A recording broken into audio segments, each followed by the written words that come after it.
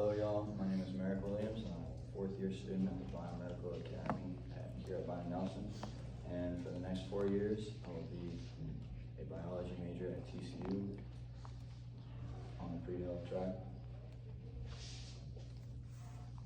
These past and future 8 years are all in an effort to get into family medicine as a primary care physician.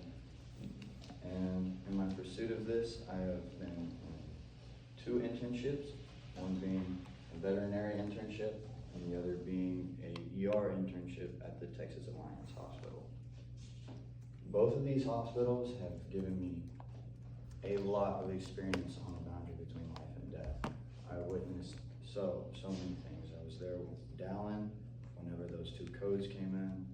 I was there when another code came in, and he died for around 5 seconds and then was brought back. It is insane. It is otherworldly to experience these things and the impact that medicine can have on people's lives. At the veterinary hospital, a problem that I noticed a lot was in a routine procedure, which is IV placement on animals. There are 2 people. You can see it happening up here. One person has a standing recumbent hold, and they have to roll the arm and hold it out.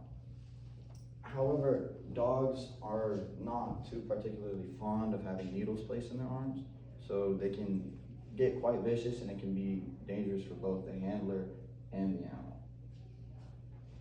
My innovation would be an attachment to this restraining trolley right here, which would hold the arm out and clip on the vein and would roll.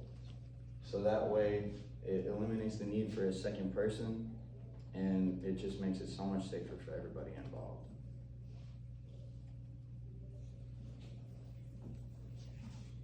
My senior capstone was over the difference in canine stress between kennels covered and uncovered. So a blanket on the kennel, does it reduce or does it not reduce canine stress? Kenneling canines has become very prevalent in American society. We actually kennel our dogs more than any other country. And according to the AVMA, we have around 45.5% of our households being inhabited by dogs. So that's around 60 million homes that have dogs, and all of them, typically most of them have kennels, you know. My null hypothesis that there was no difference between resting breathing and resting heart rate in dogs kenneled with blankets over the kennel and those kenneled without.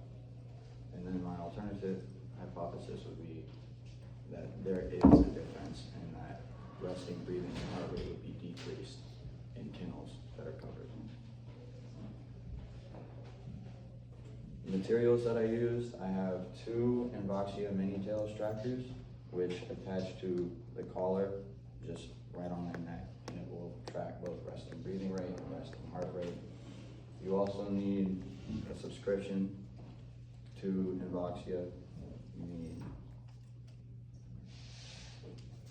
You need 10 kennels and 10 blankets as well.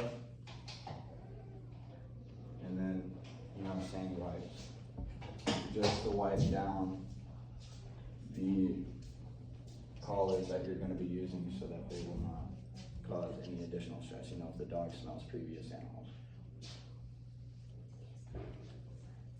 Methods: for 10 days over spring break, I had both trackers on a dog on every given day. You can see these are all my subjects. The way you would do it, the way I did it, was you place it on the dog, and then you have a 6-hour window of which you collect data. And there are 2 days per dog. So the first day you would do it in an uncovered kennel, and on the second day you would do it on a covered kennel. And so all data was extracted from each dog's first and second day, over the course of 10 days, I got 10 readings. These are my results. It was split perfectly in half, as through the 10 dogs, 5 of them had increases over 3 BPM, and 4 of them had decreases in BPM.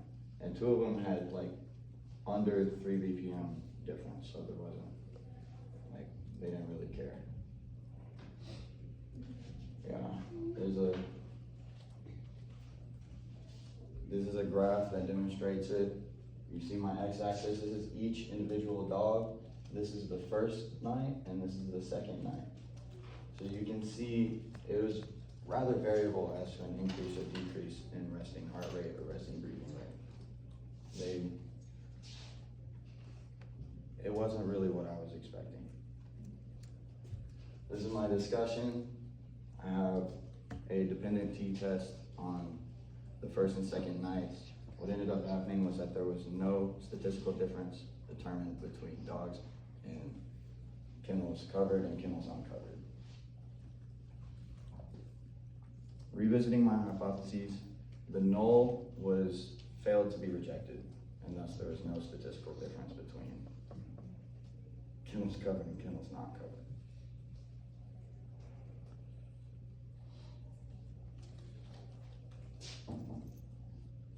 Basically, if you're thinking about putting a blanket over your kennel for your dog, it's very by case, I would see the effects it has on your animal, and if it decreases, then do it. But there is not really anything that proves that it is universal.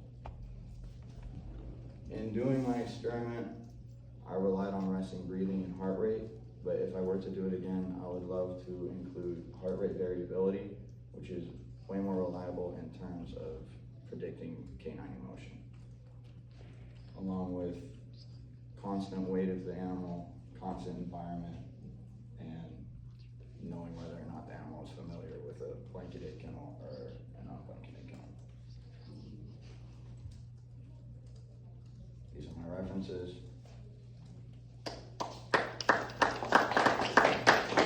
Okay, you need to push along. Y'all fill out the thing for